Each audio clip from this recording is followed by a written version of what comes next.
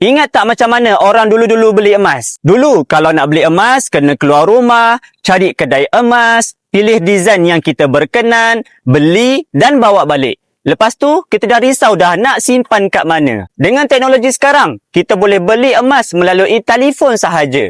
Tak perlu keluar rumah, cari parking, panas-panas, nak bayar kupon parking lagi, apatah lagi stuck dekat dalam jam. Dengan akaun Emasgap PUBG Gold, kita boleh simpan emas fizikal cara yang paling mudah dan selamat. Selepas saja kita beli emas, emas akan masuk terus ke dalam akaun Emasgap atas nama kita sendiri. Tak perlu simpan sendiri kat rumah. Jadi tak perlu pun risau emas ini akan hilang. Bila kita nak pegang emas ini sendiri, kita boleh keluarkan daripada akaun bila-bila masa sahaja. Emas dalam akaun Gap ini disimpan dengan selamat, siap dilindungi lagi insurans oleh PUBG Gold. Jadi ianya terbukti lebih mudah, murah dan sesuai untuk semua orang yang nak mulakan simpanan emas ikut bajet sendiri. Kalau dulu tak ada ribu-ribu ringgit, janganlah kita berangan nak beli emas. Tapi sekarang di akaun Gap kita boleh beli emas serendah RM100 sahaja. Kita kumpul gram emas sikit demi sedikit. Bila dah cukup berat emas ikut kepada target kita, boleh sahaja keluarkan terus. Jadi bagi tuan-puan yang nak mulakan simpanan emas dengan cara yang paling mudah,